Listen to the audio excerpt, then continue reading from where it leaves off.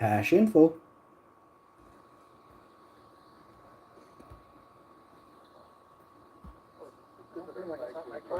Yeah, no way. Thank you for telling us our flags are in front of us. I don't feel about our flag. No, let's get it run out of.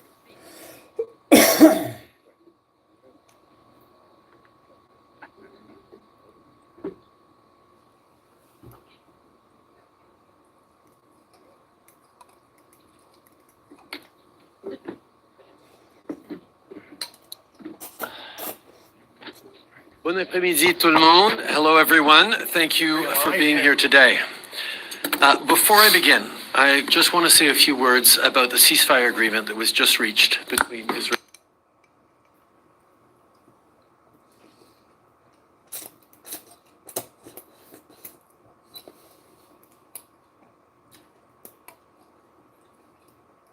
What is going on in Canada?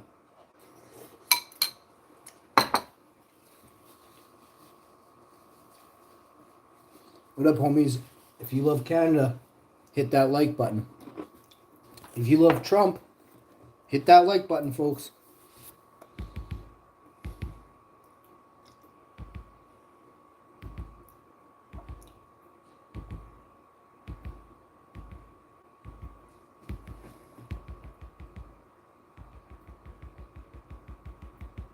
Toujours protégé.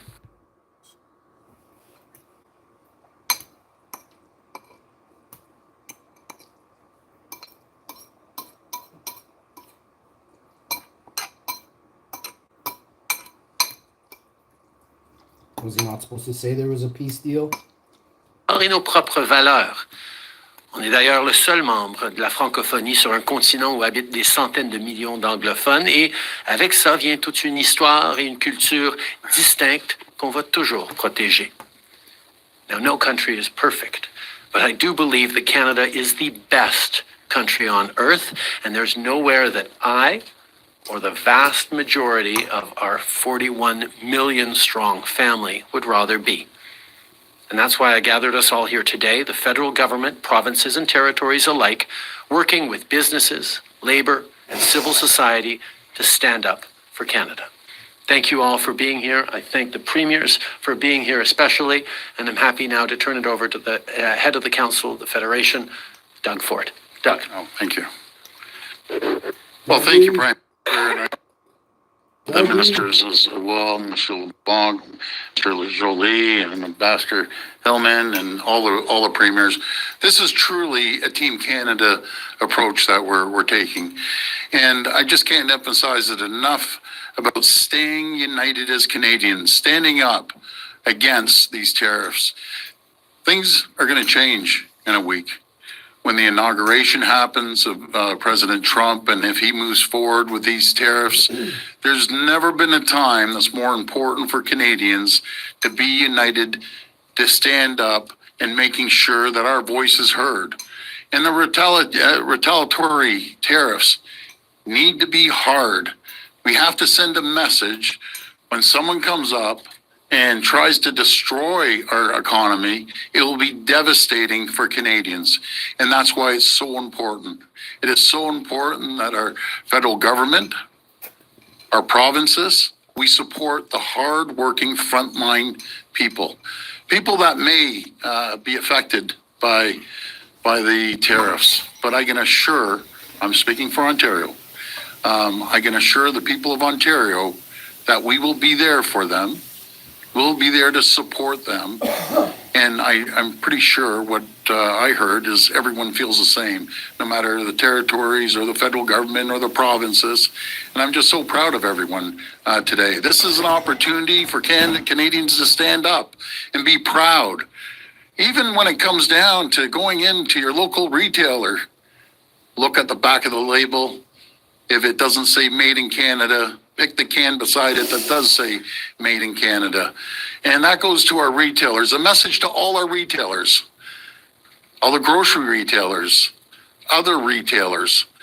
Start onshoring goods Stay in Canada, to Canada. Guys. Start looking at Made in Canada. Stay in Canada. If we get hit by a tariff and our costs go up, I'd rather pay a few more cents to go to a Canadian supplier someone that's producing right here in Canada. If you remember back in the pandemic, when President Trump cut us off on the N35 masks, everyone remembers that? We went and said enough is enough, and we brought 3M with the cooperation with the federal government. We onboarded them in Ontario that we can serve the entire country. We should never be reliant on anyone. We're the greatest country in the world. We're an economic powerhouse. There's nothing that we cannot build collectively across our great country. So I just want to thank everyone. I want to thank the people of Canada for standing with us, and we will never, ever give up. We're Canadians, we're proud Canadians, and Canada is not for sale. Thank you. Premier Ford will now begin the question period. 30 minutes of questions, one question, one follow-up. First question. Bonjour, Fanny Olivier de Radio-Canada. Ma première question est pour vous, Monsieur Trudeau. J'aimerais savoir, êtes-vous prêt à agir sur le prix du pétrole pour dissuader Donald Trump, même si ça implique d'aller contre la volonté de certaines provinces comme l'Alberta et la Saskatchewan? Tout d'abord, comme on l'a dit, tout est sur la table. On a eu une très bonne discussion autour de la table aujourd'hui avec des gens qui représentent passionnément tous les différents coins de ce pays. Et ce sur quoi on s'est mis d'accord, c'est qu'il faut répondre aux défis auxquels on est en train de faire face, mais il faut s'assurer que le fardeau soit partagé à travers le pays. On ne peut pas punir une région ou une autre parce qu'elle aura plus d'impact sur les États-Unis. On va être équitable, mais on sait qu'on va aussi être sans équivoque. Que les Canadiens veulent, et nous voulons tous, répondre de façon ferme, dans le cas échéant que l'administration américaine va de l'avant avec les tarifs. C'est pas certain encore, c'est très probable qu'ils vont le faire, mais c'est pas certain encore, et tant qu'ils l'auront pas fait, on ne peut pas prévoir exactement ce qu'on pourra faire. We had an excellent conversation today from around the table with passionate Canadians who are proud to represent very different regions of the country, but who are all united on one thing, which is we will stand up for Canada. We will protect Canadians. We will make sure that we are there to show what this country is made of. At the same time, we've also agreed that no one region of the country should disproportionately bear the burden of standing up for all other Canadians. We have made it very clear that everything is on the table as potential responses, but we've also been very, very clear that it has to be fair across the country. If the American administration moves forward with its plans on tariffs, it will first and foremost hurt American citizens and American consumers, but it'll also hurt Canadians. And Canadians need to stand together to make sure we're there for each other, particularly those who may be carrying a heavier load than others because of what the American administration might do. Et pour vous, Monsieur Legault, vous avez dit ce matin que toutes les options de riposte sont sur la table. Ça semble contredire, en quelque sorte, votre ministre de l'Énergie, Christine Fréchette. Alors, j'aimerais juste, pour qu'on soit clair, m'assurer d'une chose. Êtes-vous ouvert à ce qu'on augmente le prix de l'hydroélectricité pour les Américains avec, par exemple, des contre-tarifs à l'exportation? Bon. Première chose, là, puis le premier ministre vient de le dire, on est tous d'accord. Le premier choix, c'est de ne pas avoir de tarifs. Et donc, on n'annoncera rien avant qu'il y ait eu des tarifs de mis en place par l'administration Trump. Maintenant, si M. Trump met en place des tarifs, faut rien exclure. Faut rien exclure, incluant l'énergie, l'électricité. Faut rien exclure. Il y a plusieurs façons de mettre en place des mesures de représailles. On n'est pas ici cet après-midi pour vous dévoiler ce qu'on fera. On a discuté de différentes mesures, mais ce qu'on a convenu, c'est qu'on n'exclut rien. Hello, Mr. Trudeau. Mackenzie Weir with Global News. Do you regret not resigning sooner to allow your predecessor the opportunity to be able to deal with the situation with the Americans sooner? And for the premiers as well, Ms. Smith, I don't know if you're here, but Mr. Moe, do you think Mr. Trudeau's lame duck status makes Canada's ability to negotiate with the Americans more difficult? The experience Canada had in renegotiating NAFTA in the first Trump administration demonstrated that when we stand together united, promoting Canada's interests, we can do very well, even against a larger trading partner. And that is the focus we have right now. Yes, the Liberal Party is having discussions about its next leader. But right now, our entire focus, and the ministers with me, and indeed all the premiers, is on making sure that we're protecting Canadians every step of the way. That's the job I was elected to do back in 2021, and that's the job I will continue to do until the day at which I am no longer doing it. But right now, my entire focus is on standing up for Canada and protecting Canadians. I would just make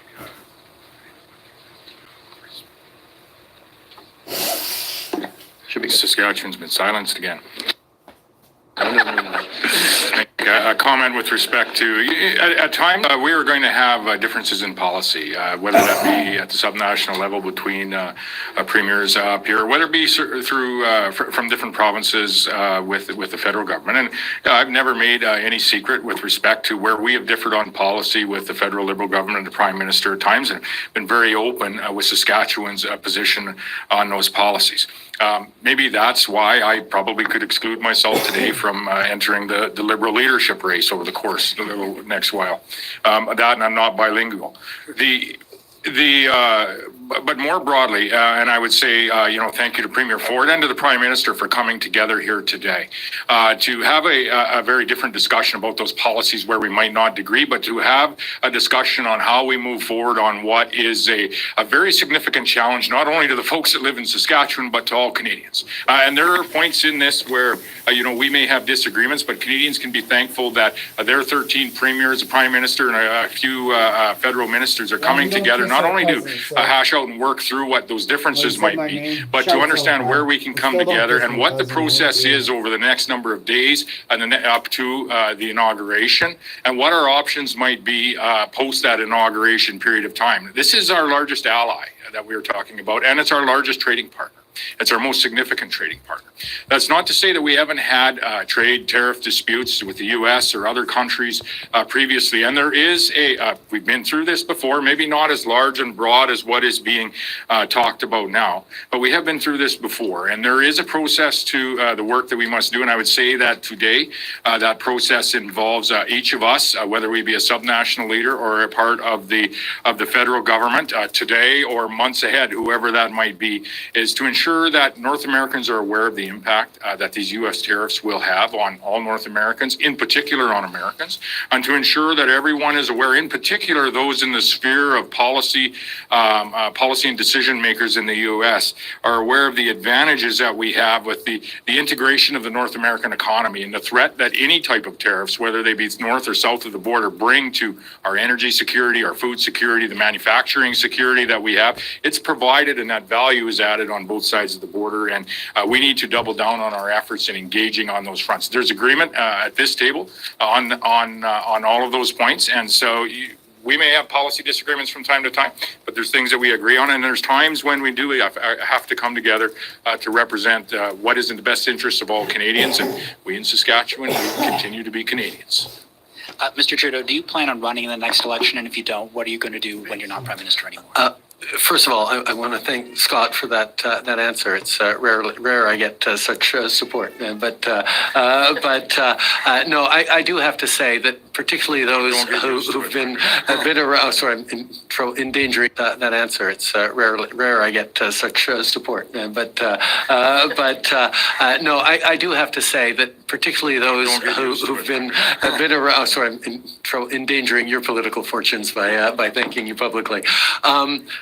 I do want to say that Scott and Doug and a number of the folks who've been around a while have been extraordinarily invaluable in these conversations, in this Team Canada approach.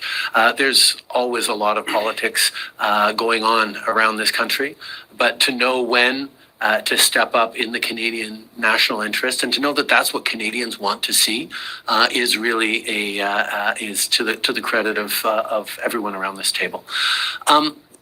In terms of my own decisions, I will not be running in the upcoming election. As to what I might be doing later, I honestly haven't had much time to think about that at all. I am entirely focused on doing the job that Canadians elected me to do in an extraordinarily pivotal time right now. The U.S. inauguration and the weeks that follow are something that is of deep, deep importance to Canadians, and we are entirely focused on that as a team. Thank you, Prime Minister. Next question. Hi, Kat Tunney from CBC. A question for Premier Ford as chair. Just looking for a vibe check.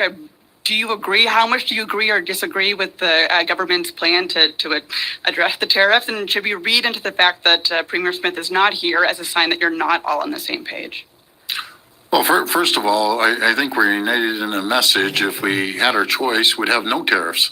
I've been out there promoting two great countries. We'd be the strongest country, the richest country, the safest country in the entire world. I believe in shipping, in our case, more great nickel, world-class nickel down there. I believe that we should be sending more energy, more electricity. I'm sorry, but when you have someone that's attacking our country, trying to take livelihoods off people, I'm going to fight like you've never seen before. So that's what I believe in. Sorry, I'm choking away here. Go ahead. Well, if there are any dissenting views, I'm happy to, or interested in hearing those as well. My next question is for, or do you want to continue? I will point out that Danielle did join us for the conversation and contributed significantly. She was unable to make it for the press conference. David Eby is here as well. But no, there will always be robust discussions around this table. Everyone has a job that is defending the interests of their own constituents, their own industry, standing up for the national interest, but being able to come together on a consensus that has largely been supported, as you saw from the CAQ. This is a good thing. OK. Évidemment, on a toujours des discussions robustes. Il y a des différentes parties du pays qui sont représentées. Les gens sont là pour lutter pour leur paroisse, pour leurs intérêts, mais aussi sont préoccupés, tous et chacun, de l'intérêt pan-canadien. Et c'est pour ça qu'on a pu venir à des ententes très positives et même un communiqué que presque tout le monde a endossé. You know, something you were mentioning, is there dissent or whatever? Isn't this great that we have three political parties sitting down and we have a robust conversation? We may agree or disagree, but we're coming out united. I can tell you, spending a lot of time in the U.S., you would never see a group of Democrats and Republicans sitting here collaboratively. I promise you one thing. President Trump's office, a whole bunch of Democrats and Republicans saying, how can we attack Canada? It's not happening. We have the greatest country. We have the greatest elected officials, the greatest democracy in the world, that we can sit here from one extreme to the other extreme to in the middle. And I've always said, I don't care about political stripes. I don't care if you're from the orange party, the blue party, or the red party. We're going to be united. We're Canadian. We're going to get this done. As a follow-up to the Prime Minister, is Ottawa considering any supports for industries and businesses that might get caught up in a tariff dispute? Yes, absolutely. We know that in any response we give, some industries or some sectors might be more exposed or more affected than others. And we've made the commitment to do everything we can. And I know everyone around the table has agreed too, that if their region is less impacted, they'll do what they can to help out regions that are more impacted. This is not an attack on, or this is not a potential a challenge for one particular segment of our economy, one particular region in this country. This is an attack or an approach that endangers all Canadians and all of Canada. And on this one, we're all standing united in demonstrating that Canada speaks with a clear voice to defend the interests of Canadians. Thank you. Next question. Émilie Bergeron, la presse canadienne. Monsieur Trudeau, vous avez parlé du fardeau, des mesures de représailles possibles qui doivent être partagées à travers le Canada. Ce matin, on a entendu des points de vue divergents d'un premier ministre à l'autre en matière d'énergie. Donc, j'aimerais savoir comment le consensus a évolué entre avant la réunion et après à la réunion. Et si je pourrais entendre aussi en anglais pour mes collègues anglophones, M. Ford là-dessus tout de suite après.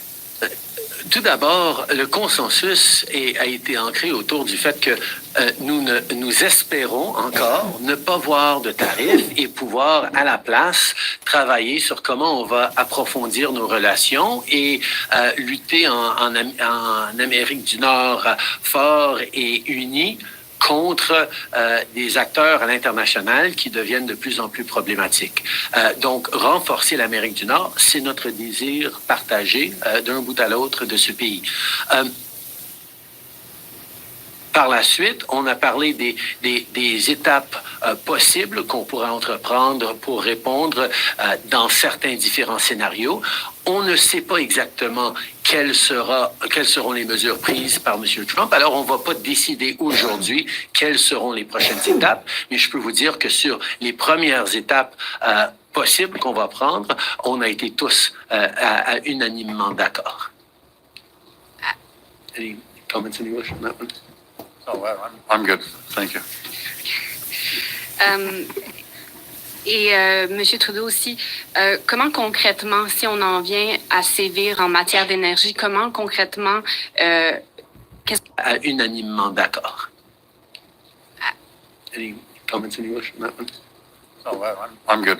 Thank you. M. Trudeau aussi, comment concrètement, si on en vient à sévir en matière d'énergie, comment concrètement, quels sont les outils légaux pour agir et comment on pourrait agir étape par étape, comme vous dites? D'abord, comme j'ai souligné, on espère encore qu'il n'y aura pas de tarifs sur le Canada. On est le meilleur partenaire et allié aux États-Unis. On fait des choses ensemble dans un monde très incertain. De pouvoir créer des situations gagnant-gagnant des deux côtés de la frontière, c'est tout à fait logique, tout à fait responsable.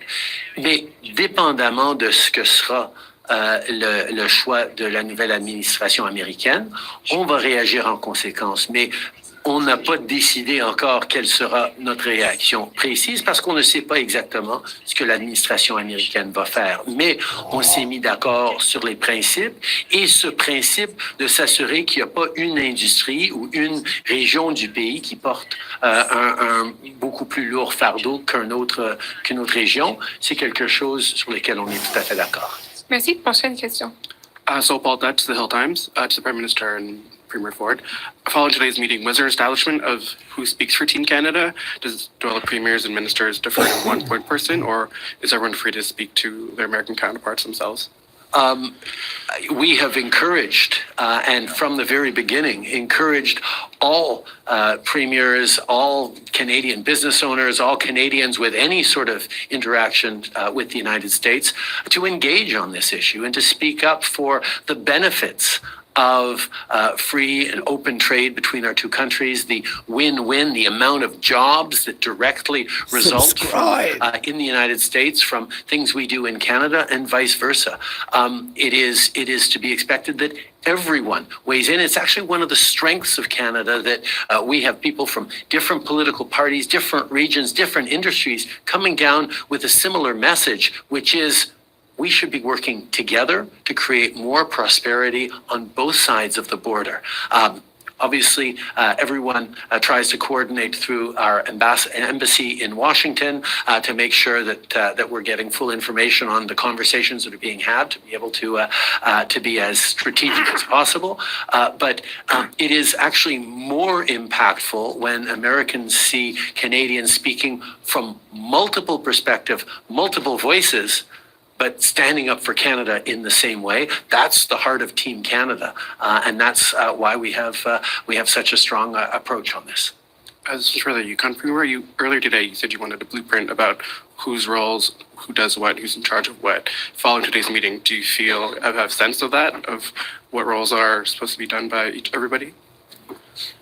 Yeah, I think that actually, just as that question came up and thinking about what was laid out today, I think everybody, look, I'll use a hockey analogy. I think when you talk about Team Canada, everybody can score goals in different ways. I think the key is that everybody is actually has a blueprint about what we are going to message. I think there was good strategy laid out. And I feel very good. Part of the goal here was to wake up tomorrow and understand what the role was as a premier, how we interact, how our levels of government will work together to make sure that we align. And as things become elevated, if they do, depending on what happens on the 20th, we have a clear understanding of how we'll work together and understand how each person's tools they put on the table can interact or can affect other jurisdictions, but at the same time, how they can be most effective. So I'm very happy with what I heard today. Boris, pour le devoir, Monsieur le Premier ministre Trudeau, l'Alberta, il semble qu'elle n'a pas signé le communiqué conjoint. J'aimerais savoir pourquoi. Et elle nous a aussi dit, elle a aussi dit publiquement, Madame Smith, que le fédéral n'a pas l'autorité de bloquer, par exemple, les exportations de pétrole. Est-ce que vous avez la juridiction en tant que Premier ministre d'agir là-dessus? La dernière chose qu'on va faire, c'est une bataille de juridiction maintenant. On est tous unis sur le fait qu'il faut répondre de façon robuste. Quelle sera cette réponse? On en discutera parce qu'on ne sait pas encore exactement ce que l'administration américaine va faire ou ne pas faire. Mais il y a eu un grand consensus autour de la table là-dessus. Par rapport au communiqué, faudrait que vous demandiez à Madame Smith pourquoi elle n'a pas voulu signer le communiqué. Nous sommes tous d'accord et je ne sais pas quel sera l'élément avec lequel elle serait en désaccord.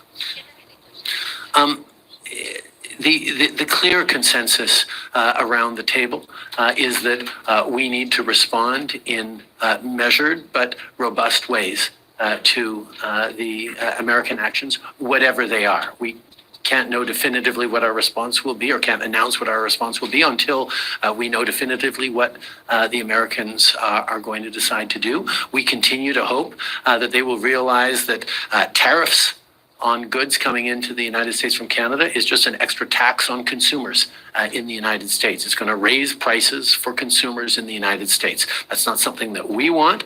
That's not something that I think American citizens and consumers want. So we are united in wanting to move forward to make sure that these tariffs don't actually happen. In regards to why Alberta hasn't signed on the joint communique between Canada and the Council of the Federation, you'll have to ask the Premier about that directly.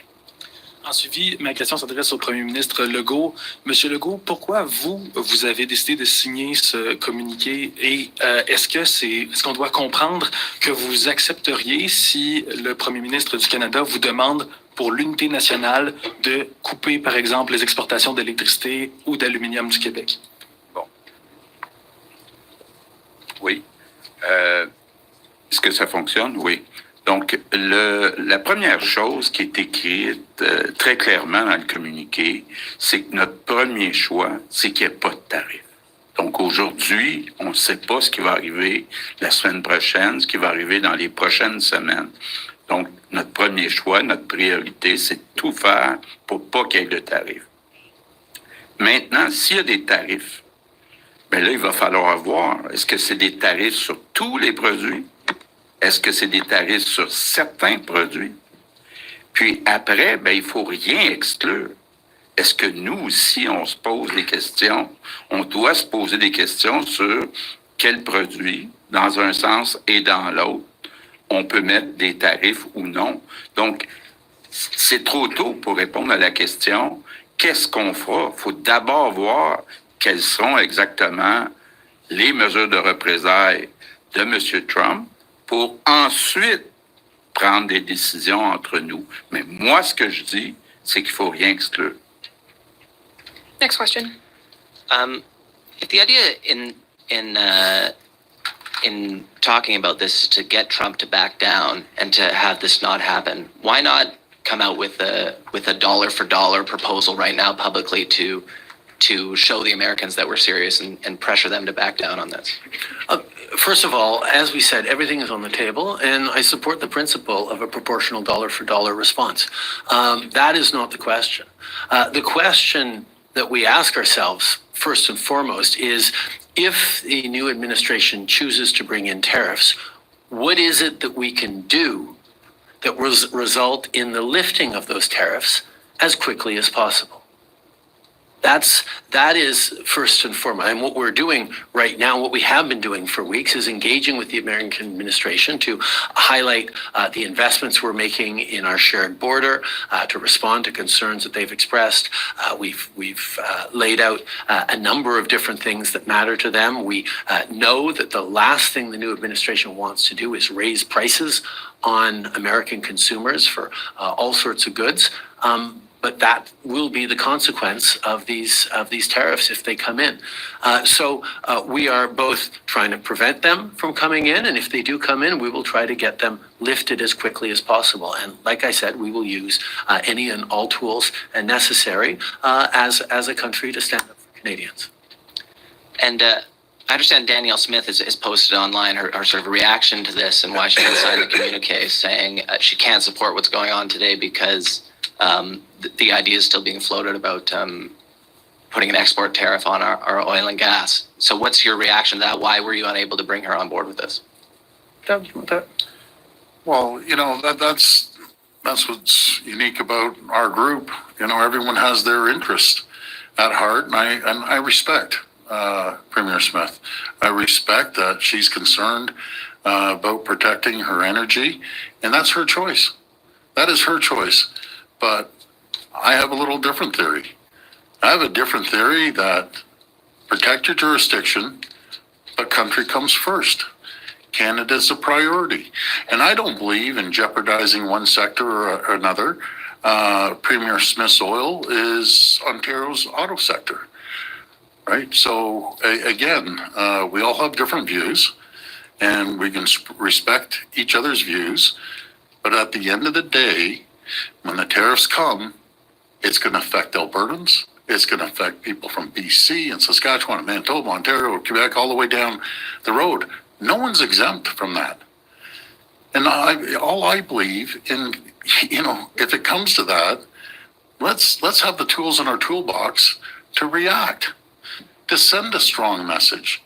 But it's not going to be all of a sudden one province or one territory is exempt on this.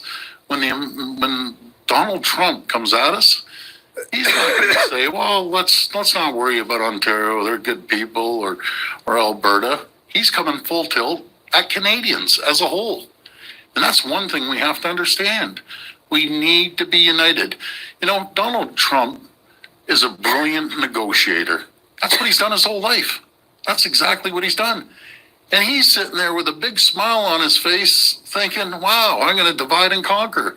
Remember one thing, united we stand, divided we fall. We need to be united. Can I jump in there? Just a sec. Well, I'll pass over to you in a sec. I just want to point out something in what Doug Ford just said. Doug, the incoming American president specifically and has explicitly targeted one industry in Canada, one sector of the economy, and it's not the Alberta oil industry. It's the Ontario auto sector. It's an auto pact that has been incredibly successful for 50 years in building cars on both sides of the border that benefits both Canadians and Americans. That's the target. But you don't hear Doug saying, oh, no matter what, we got to protect the auto. Yes, he does say that, but it's not at the expense of everything else. He's just pointed out that he's a Canadian first, as much as he's passionate about Ontario. And I think that's something that we all share across this table of saying, you know what, the interest of this country means we're going to have to look at everything we can, and we'll make sure that it's fair across the country. But nothing can be off the table if the U.S. continues to choose to move forward with these punishing tariffs on both Canadians and Americans. Sorry, Wap, didn't mean it. Yeah, no, thanks for convening the meeting today, Prime Minister. And Doug Ford, you're doing a heck of a job as the chair of the premiers this year. You're communicating in a straightforward, direct, straight up kind of way that we need right now. And great hat. I hope they make that in an orange as well. Maybe able to wear that in the prairies. I'll pass on the red one. Yeah. I wasn't going to make the red hat joke, but Prime Minister, you made it. What I did want to say is that there is unity amongst the premiers of the provinces, the territories, the federal government. And where we have unity is that we're going to stand up for your jobs. And we're going to make your life more affordable. We want to keep standing up for our economy. And we're also united on the fact that Trump's tariff tax is going to make life more expensive in the United States of America for the average American person. So I hope that Canadians look at the meeting today and feel a lot of pride. I hope that there's Canadian pride in the fact that you can have Liberals and Conservatives and New Democrats and nonpartisan leaders coming together to stand up for your jobs and for your way of life. And I hope that that sense of pride that we have a Canada with a functioning political discourse like that spills out into the broader society, so that when you go to the store, that Canadian pride leads you to buy that made in Canada product. That when you make your big decisions, that you choose to make investments here. We need a national economic strategy that builds on the pride of the worker who builds things and makes things in this country, so that our kids and our grandkids are going to have a much more prosperous, even more prosperous Canada than we have today. And I'd hope that your Canadian pride also filters into your decisions about where to take your vacations this summer. And to, spend some more dollars here at home. Manitoba is beautiful. In the summertime, you have an open invitation, and now we're all going to trip over each other, inviting everybody to the respective regions. Winnipeg Jets may be on a playoff run. Okay, come on. But the point is, Canadian pride is something that we can really lean on right now. And there are few things that unite Canadians more for better and for worse than our neighbor to the south. And so right now, as you see leaders coming together, I think it's a great moment for Canadians to come together as well. Well said. Thank you very much, Premier. This will be the last question. Ramone Filion, TVA. Question pour le Premier ministre Trudeau. Vous êtes en fin de mandat, il vous reste moins de 2 mois. Est-ce que votre position politique nuit au Canada dans le contexte actuel? Au contraire, je pense que le fait que je peux mettre un peu de côté la politique partisane et me concentrer sur le bien-être et l'intérêt des Canadiens, de laisser un Canada fort, uni et prêt à affronter tous les défis. C'est une opportunité pour moi de travailler avec mes collègues sans me préoccuper de partisanerie pour pouvoir prendre charge d'un enjeu incroyablement important, ce qu'est la position du Canada dans le monde, particulièrement par rapport à nos amis à notre sud.